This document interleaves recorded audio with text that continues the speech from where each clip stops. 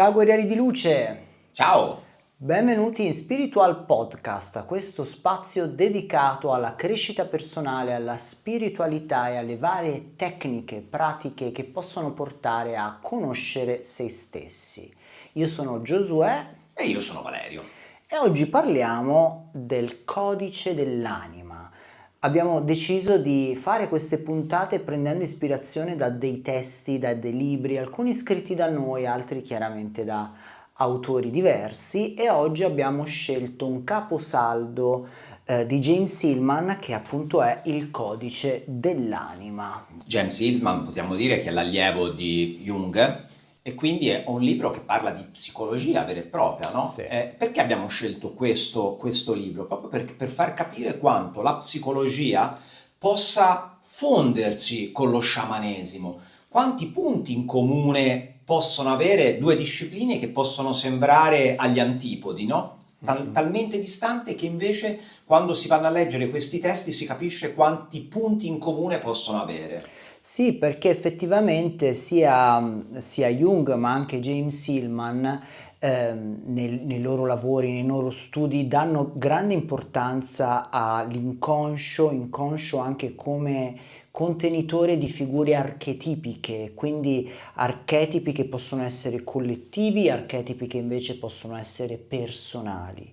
E infatti molte pratiche che metteva in atto Jung, ma anche Hillman, consistevano proprio nell'entrare in contatto con questi archetipi, comunicare con questi archetipi, un po' come dal nostro punto di vista insegnano gli sciamani quando vogliono far dialogare l'individuo con parti di sé inesplorate, no? Per cui quello che magari uno sciamano chiama spirito, in una visione più moderna, più occidentale, può essere definito archetipo, ma questo non cambia il fatto che comunque stiamo parlando più o meno della stessa cosa. Quindi il mondo dello spirito degli sciamani può essere paragonato all'inconscio, al concetto di inconscio della psicanalisi o di inconscio collettivo. Tant'è che è proprio in quella dimensione, una dimensione chiaramente invisibile, che noi possiamo attingere a delle conoscenze che appartengono all'umanità da tempo immemore, no? E quindi quel famoso inconscio collettivo di cui parlava Jung e può essere anche paragonato alla Akasha, al concetto di Akasha a cui magari stiamo più vicini nei giorni nostri. Appunto questo libro che andiamo a analizzare, di cui andiamo a parlare oggi, si chiama appunto Il codice dell'anima e già dal titolo ci fa capire quanto per la psicologia è importante l'anima e che poi è importantissimo anche per lo sciamanesimo, no? Esatto, perché lo sciamano guarisce l'anima, guarisce le ferite dell'anima. Per cui abbiamo scelto proprio questo testo perché la visione di Hillman dell'anima, di che cos'è l'anima e perché è importante conoscere il suo linguaggio, conoscere il suo codice per poter esprimere se stessi, per riuscire a manifestare i propri talenti. Allo stesso modo è importante per uno sciamano mettere la persona alla quale si sta dedicando a contatto con la propria anima, in comunicazione con la propria anima, perché a volte, secondo gli sciamani, magari noi tendiamo a smarrirci e quindi a perderci, magari a volte anche sviluppando delle patologie mentali o fisiche, proprio perché ci siamo allontanati dalla nostra anima o magari non stiamo facendo quelle cose che rendono la nostra anima felice, perché come appunto dice James Hillman all'interno del libro, ognuno di noi nasce con una sorta di DNA spirituale, no? Lui racchiude questo concetto nella teoria della ghianda, cioè effettivamente all'interno di ogni ghianda c'è già la quercia realizzata. Però chiaramente non tutte le ghiande diventano querce e allo stesso modo possiamo dire che gli esseri umani sono più o meno simili. Per esempio, dentro invento, Valerio ci potrebbe essere l'informazione, la ghianda di Valerio potrebbe essere quella di essere un grande imprenditore, no? Invento chiaramente.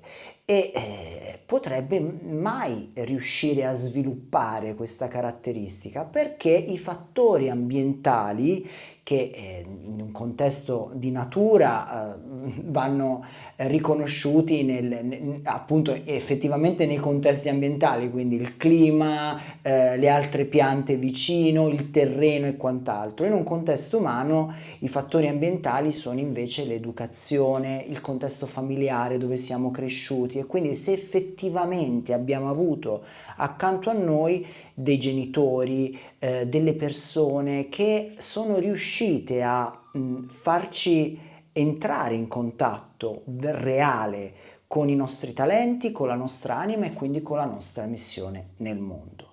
È chiaro che più siamo vicini e in ascolto della nostra anima fin dall'inizio del nostro percorso in questa terra, più la nostra vita risulta essere abbastanza semplice, tutto accade un po' spontaneamente, ma perché semplicemente ascoltiamo l'istinto, ascoltiamo quello che abbiamo dentro e andiamo incontro a ciò che amiamo veramente. Questo è chiaramente la condizione ideale per ognuno di noi. Però purtroppo non sempre è così, perché magari noi nasciamo con delle caratteristiche, dei talenti, dei doni che non vengono apprezzati o non vengono visti di buon occhio all'interno del contesto familiare nel quale noi viviamo. Per cui è come se durante i primi anni della nostra crescita venissimo continuamente educati nel disconoscere o nel reprimere queste parti di noi che invece sono proprio la nostra ghianda interiore, il nostro codice spirituale, l'unica cosa che può darci la possibilità di manifestare appieno noi stessi. Cosa intendo per manifestare appieno noi stessi? Intendo che ognuno di noi deve avere la possibilità di esprimere la propria natura. Così come un'aquila sa di essere aquila, non ha bisogno che qualcuno gli spieghi che è un'aquila. Questo perché? Perché è vissuta in un contesto più semplice, meno strutturato, meno logico, dove la parola non esiste il giudizio, tutto è perfetto così com'è, ed è per questo che gli animali hanno questo istinto così innato, sanno automaticamente quando è il momento di migrare, quando è il momento di procacciarsi del cibo, di andare in amore, tutto avviene spontaneamente perché tutto per loro è perfetto così com'è. L'uomo ha smarrito questo suo dono che comunque ha per il semplice fatto che ha ceduto al fascino del controllo, il voler controllare tutto, il voler sezionare e studiare ogni cosa, la mente scientifica, la mente razionale, ha tolto la connessione tra mente e cuore e anima, e quindi l'uomo di oggi non è più in grado purtroppo di comunicare con la propria anima. Ed è per questo che testi come quello di James Hillman, studiosi come James Hillman, come Jung, oggi sarebbero ancora più preziosi, e noi cerchiamo dal canto nostro di cercare di riavvicinare le persone alla propria anima attraverso una tecnica che proviene dall'antichità, perché proviene dallo sciamanesimo, quindi da una disciplina veramente millenaria, ma che è estremamente utile per guardarsi dentro, per imparare a conoscere se stessi e quindi a comunicare con la propria anima e a conoscere che tipo di ghianda siamo. Sono una quercia, sono un pino, sono un'altra razza, ognuno è diverso ed è bellissimo così. E quindi è un po' come lo psicologo, no?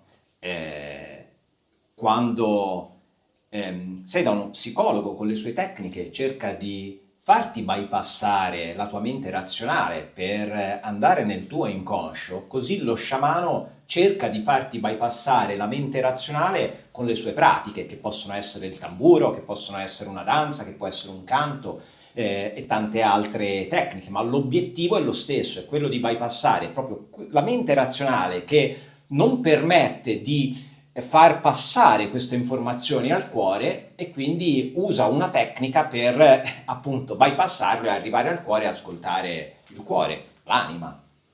Ed è per questo che in pratiche anche come la meditazione, che sono necessarie per conoscere se stessi, per imparare a guardarsi dentro, a dialogare con la nostra anima, le pratiche come la meditazione si fanno nel silenzio e nell'immobilità, nel qui e ora. Quindi la mente in qualche modo è costretta a zittirsi.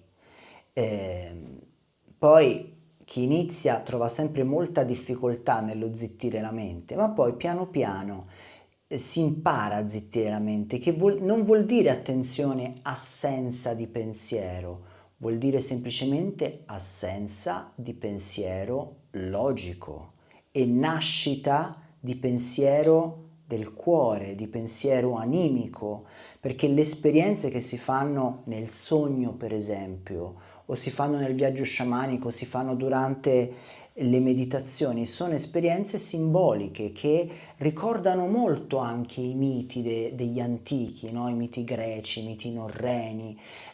Accadono delle cose durante i viaggi sciamanici che effettivamente potrebbero essere rappresentate all'interno di testi come quelli di Omero o della Assolutamente. mitologia greca in generale. Perché? Perché il linguaggio dell'anima, che è il linguaggio che ognuno deve imparare a comunicare, a conoscere quando inizia un percorso di sciamanesimo, ma anche un semplice percorso di crescita personale, di psicoterapia, il linguaggio dell'anima è un linguaggio poetico, è un linguaggio simbolico, è un linguaggio mitico. Ed è proprio per questo che Hillman spinge il lettore a riconoscere, a cercare di individuare qual è il proprio mito personale, perché ognuno di noi ha un mito.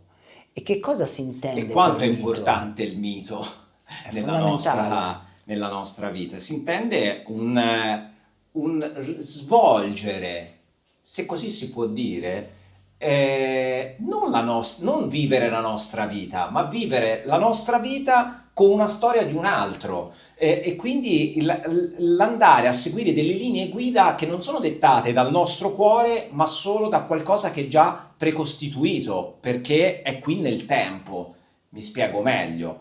Eh, Può capitare che una persona non riesca mai a avere successo nelle proprie attività perché da piccolo magari ha avuto dei fallimenti e è stato dal padre, dalla madre, dagli insegnanti, è stato additato come una persona fallita, come una persona che non riesce magari a terminare, a portare a termine una cosa. E questo è entrato dentro di noi, dentro quella persona in maniera prepotente, diventando un vero e proprio mito, un vero e proprio una vera e propria storia. Quindi la persona crede che quella cosa che gli è stata detta da piccolo sia la verità assoluta e quindi tutte le cose che gli capitano nella vita vanno a ritrovare l'inizio in questo mito, in questa storia e quindi non riuscirà magari a finire di scrivere il suo libro perché sentirà questa voce nell'orecchio che gli dice ma tanto non lo finirai, non riuscirà a avere successo nello sport, nel lavoro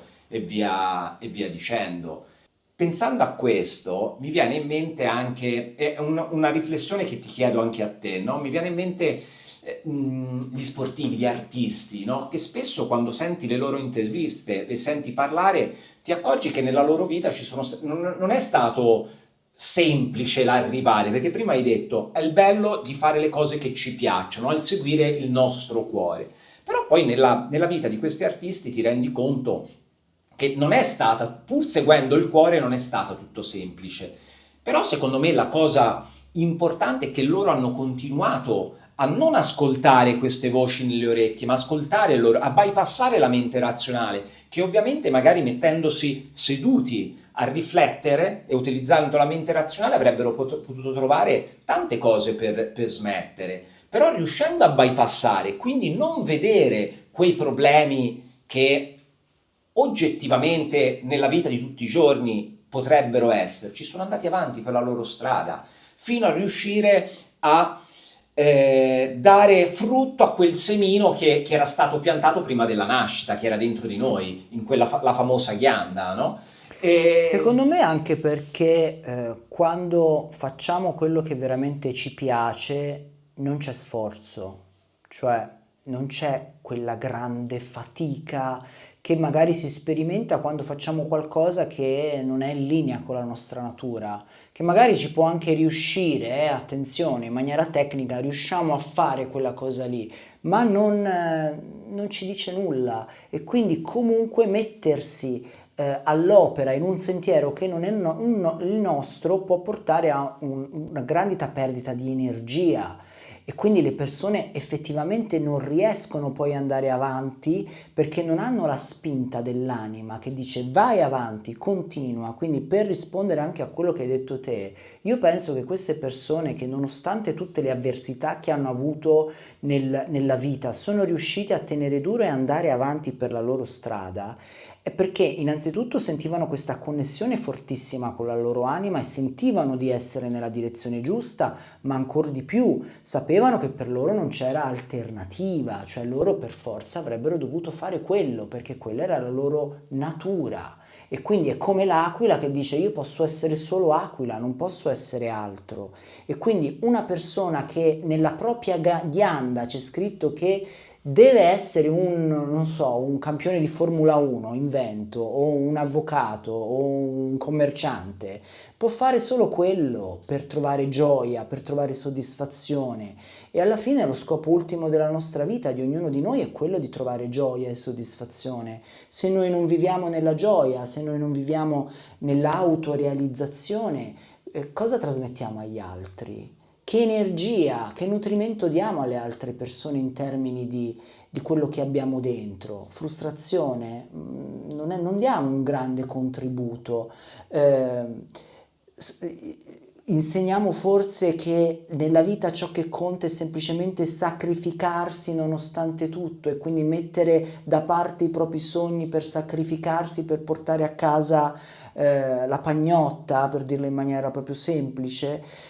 Questo non è un insegnamento degno di nota, perché è un votarsi al martirio, cioè io accetto a rinunciare a me stesso, a quelli che sono i miei doni, i miei talenti, perché ho sposato un sistema che mi ha fatto credere che le cose si possono fare solo in un determinato modo, ma è una bugia. Perché quanti esempi abbiamo nel mondo di casi invece anche con effettivamente di partenza poche chance, personaggi che però hanno raggiunto dei livelli di successo incredibile. Questo è accaduto perché loro hanno creduto più a loro stessi, più alla loro anima, piuttosto che alle voci dei genitori, degli insegnanti, degli amici e Quindi quant'altro. potremmo dire che sono riusciti a cambiare il loro mito. Sì. Sì, perché il mito è un qualcosa che abbiamo di default, cioè ognuno di noi ha un mito da portare in scena nella vita ed è molto connesso alla nostra ghianda, quindi al nostro codice spirituale, al codice dell'anima. Però non sempre noi entriamo, non sempre noi diventiamo consapevoli di questo mito e quindi accogliamo i miti che ci incollano addosso magari i Che nostri sono anche miti genitori. sociali, no? Dei ruoli sociali, perché ovviamente una persona che nasce in un certo ambiente, faccio un esempio, uno che nasce in una famiglia di medici, mi viene in mente, mi è venuto medici, perché ovviamente te sei figlio di medici, o non solo, da una parte medici e da una parte architetto, ma diciamo figli di medici, in cui ci si aspetta che il figlio percorra alcuni, che si comporti come un figlio di un medico, no? Ma nello stesso tempo che magari percorra una strada nella medicina, proprio perché il mito del padre si tende a ripassarlo a quello del figlio. Sì, e infatti parlando della mia storia personale, io effettivamente, mio padre, essendo medico, voleva proprio il figlio maschio perché per lui era importante che il figlio maschio portasse avanti la sua attività. Quindi il medico poi a un certo punto doveva diventare il figlio maschio della famiglia, cosa che poi così non è stata perché io non ho mai sentito l'attitudine a fare il medico perché mi sono sempre di più dedicato alla letteratura, all'arte, alla bellezza in generale, cioè avevo un animo più artista.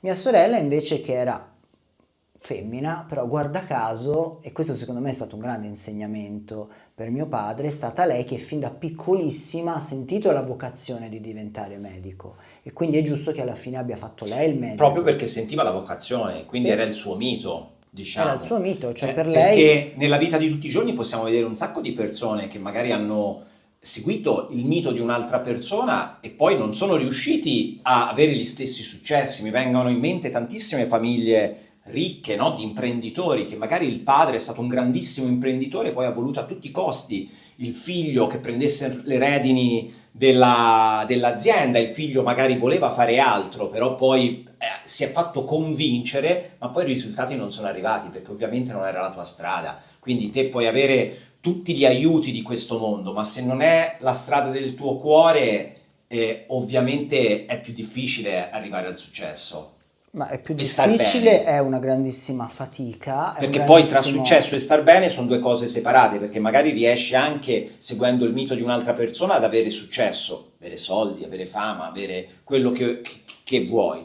Però poi bisogna vedere se sei anche felice, perché la felicità non viene tanto dalle cose materiali, che sono un qualcosa di extra, di contorno, ma la felicità viene se fai quello che senti nella tua anima, quello che senti che l'anima ti dice di fare. Sì. Allora, se sei già felice dentro di te, i soldi, tutte le cose esterne ti danno ancora più felicità, ma se te non hai felicità all'interno perché non stai seguendo la tua strada, è ovvio che tutte le cose esterne sono esterne, non ti daranno mai la felicità. I soldi, quante persone vediamo, no? Che sono piene di soldi, ma poi sfortunatamente o si drogano o si suicidano, Si si autodistruggono. autodistruggono. Perché? Perché avevano tutto, ma non avevano la cosa più importante, la felicità dentro di loro. Noi abbiamo anche ideato un percorso, ci siamo ispirati proprio al testo di James Hillman, il codice dell'anima, abbiamo creato un nostro corso che mette all'interno delle tecniche sciamaniche che abbiamo chiamato nello stesso modo, perché attraverso il viaggio sciamanico insegniamo proprio alle persone a comunicare, a dialogare con la propria anima e anche a fare una lettura dell'anima. Che cos'è una lettura dell'anima? Una lettura dell'anima è ricevere un'immagine, una visione da parte della nostra anima che potrebbe mostrarsi all'interno del viaggio sciamanico come un archetipo particolare. E quindi non so, io potrei fare l'esperienza di andare a scoprire l'immagine della mia anima e trovare in quest'immagine la rappresentazione di un sacerdote o di un guru, no? E questo potrebbe già racchiudere all'interno tutte le informazioni che mi mostrano la mia missione nel mondo. Oppure potrei vedere, non so, invento, una ballerina o qualcuno che fa delle acrobazie, allora quello potrebbe suggerirmi che ho bisogno di muovere il corpo, che la mia missione è esprimere bellezza, esprimere me stesso attraverso la danza. Questa potrebbe essere un'altra interpretazione. Quindi tutte queste immagini che andiamo ad evocare e che possono venire a noi attraverso il viaggio sciamanico sono immagini che utilizzano il linguaggio dell'anima, quindi il linguaggio simbolico, il linguaggio poetico, il linguaggio mitico, ma sono immagini di grande potere perché svelano delle parti di noi, ci parlano di noi, dei nostri doti, delle nostre doti, delle nostre qualità e che quindi se ci siamo smarriti, se non sappiamo chi siamo e ci rendiamo conto che stiamo facendo una vita che non ci corrisponde, che non ci piace, che ci rende infelici, a maggior ragione è importante fare un percorso che ti alleni, che ti insegna a comunicare con la tua anima. Hai parlato di immagini archetipiche. Perché spesso è così difficile comprendere queste immagini? Ovviamente, che invece dovrebbero darci molte più informazioni, perché il linguaggio ha dei limiti strutturali, mentre un'immagine è un libro aperto. Da un'immagine si può risalire a una storia. Però perché è così difficile all'inizio comprenderlo? Perché l'immagine ha un potere enorme e questo lo possiamo vedere nell'arte, nei quadri, che chiaramente ognuno di noi interpreta e percepisce in base al suo background, al suo bagaglio culturale, al suo contesto sociale. Cioè io guardando il quadro della Monna Lisa posso avere dei pensieri, delle ispirazioni o posso ricevere anche delle informazioni o posso farmi un'idea di quel tipo di pittura in base anche a chi sono, a cosa ho studiato, a qual è il mio bagaglio culturale, il mio contesto sociale in cui sono vissuto. Ma lo stesso quadro, magari se tu lo fai vedere a un aborigeno dell'Australia che non l'ha mai visto in vita sua, potrebbe percepire tutt'altre cose. Quindi ogni immagine, ma l'arte in generale, è magia. Purtroppo l'uomo cerca sempre di svilire, di diminuire il potere dell'arte, come attraverso l'analisi. Torniamo sempre lì, attraverso lo studio analitico, cercando di sezionare ogni cosa. Allora questo proviene da questa corrente artistica, qui c'è l'influenza fiamminga, qui c'è l'iperrealismo, bla bla bla. Tutta una serie di concetti che alla fine tolgono anima all'immagine. Io non ho mai amato la critica in generale e infatti non mi piaceva storia dell'arte quando la facevo all'università, non perché non mi piaceva l'arte, ma perché non mi piaceva il modo in cui veniva vista, la lente attraverso la quale veniva vista, perché secondo me un quadro è un dono di enorme potere che ti può muovere delle corde dentro potentissime, ma se tu lo osservi con gli occhi della mente e che quindi attraverso il testo di storia dell'arte non potrai più usare quel potere, l'avrai distrutto, ma hai fatto tutto da solo. E quindi per rispondere alla tua domanda ti dico questo, le persone hanno difficoltà a riconoscere il potere delle immagini, al potere degli archetipi, perché sono state educate fin da quando hanno iniziato la scuola a analizzare, criticare, visezionare ogni aspetto dell'espressione umana, che sia una poesia, che sia un quadro, che sia un film. E E quindi non ti lasci più stupire, il bambino non lo fa, il bambino si lascia stupire, si lascia meravigliare e magari un'immagine semplicissima gli crea un'esplosione di emozioni ma dentro che un adulto non può provare. Per questo motivo, infatti l'utilizzo della mente razionale ci fa perdere tantissime emozioni, proprio perché ci perde quell'anima. Spesso magari invece sono le emozioni quelle più forti che ci danno il vero linguaggio, no? Prima abbiamo detto quanto è difficile comprenderlo, ma è difficile comprenderlo perché non siamo più abituati, ma è la cosa più naturale di questo mondo, perché quando siamo davanti a un bel paesaggio abbiamo delle emozioni che non riusciamo a tradurle in parole, tanto che spesso lo diciamo anche, non ci sono parole per descrivere questa cosa, proprio perché? Perché le emozioni sono più forti delle parole, però la nostra società, proprio perché sa quanto forte è il potere del cuore, non vuole che lo utilizziamo e quindi ci fa tutto deve essere bypassato, filtrato, messo dentro la lavatrice della mente, tutto deve essere sezionato e poi al cuore arriva senza anima. il potere delle immagini lo può conoscere anche chi magari utilizza i tarocchi, no? Che sono a tutti gli effetti degli archetipi, ma rappresentati a livello artistico. Quindi le persone quando iniziano a studiare la cartomanzia, il limite più grande che devono, secondo me, superare è quello di abbandonare quello che viene scritto nel manuale che ti insegna come interpretare i vari archetipi, quindi come interpretare l'appeso, come interpretare l'imperatore, come interpretare le stelle e così via. Perché quelli sono effettivamente delle limitazioni. Andrebbero accolte queste spiegazioni come una sorta di linea guida e poi dimenticarle. Ma infatti leggere le carte, sapendo a memoria il libricino allegato o un qualsiasi libro di cartomanzia, non serve a niente, non saprai mai leggere le carte perché utilizzerai solo la mente razionale quando invece le informazioni devono arrivare dal cuore e quindi è Sì, giusto sapere, avere una linea di base e sapere che cosa a livello archetipico quelle lame indicano, quegli archetipi indicano, ma poi sono le informazioni che ti arrivano a te al cuore che devono venire fuori. e quindi quelli che realmente sanno utilizzare i tarocchi o altri oracoli in maniera veramente efficace e utile sono quelle persone, dal mio punto di vista chiaramente, che comunicano con questi archetipi, quindi hanno un approccio più sciamanico, fanno una stesa contemplano queste immagini ed è come se ognuno di questi archetipi iniziasse a dirgli qualcosa.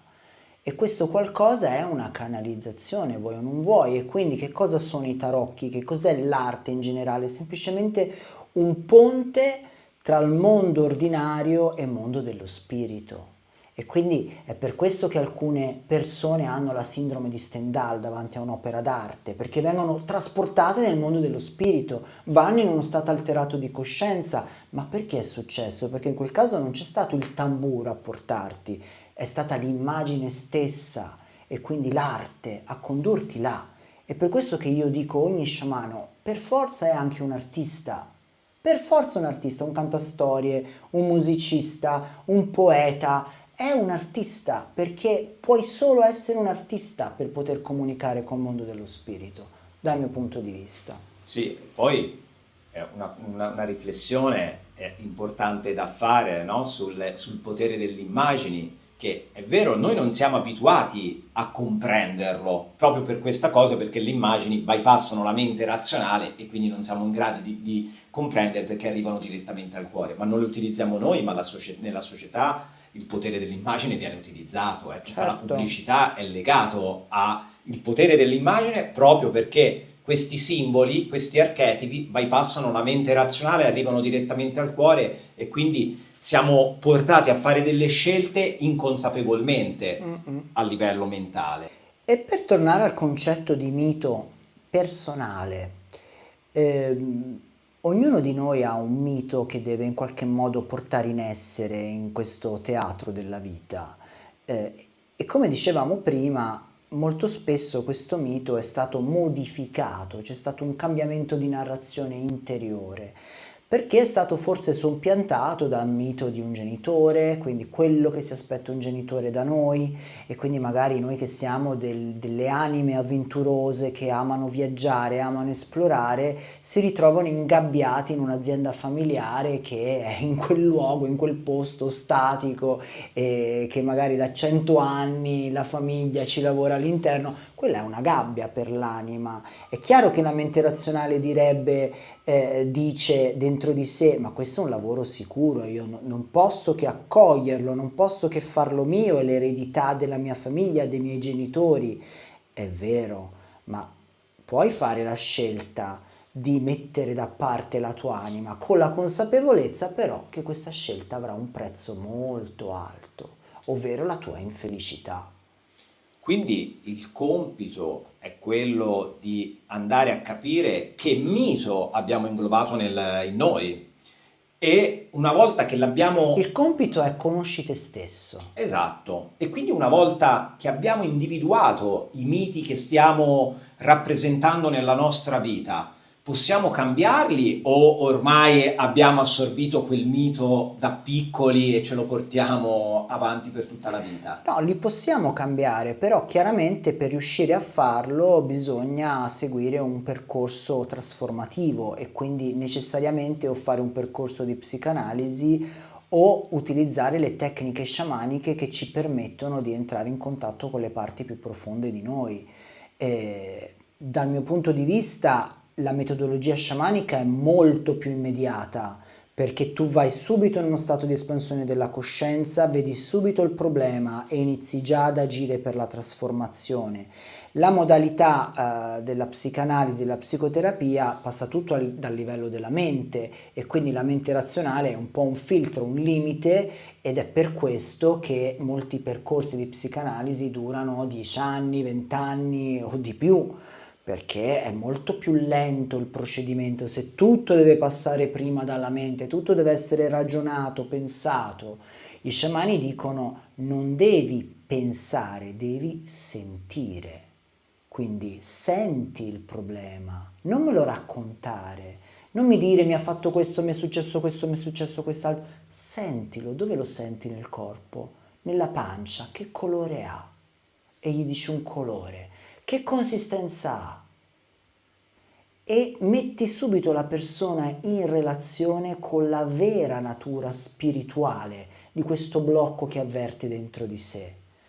Ma è chiaramente se tu inizi a definirlo con la parola attraverso la mente razionale, e in qualche modo lo perdi di vista, ti sfugge, non riesci più a riacchiapparlo perché non lo stai vedendo per quello che è in realtà.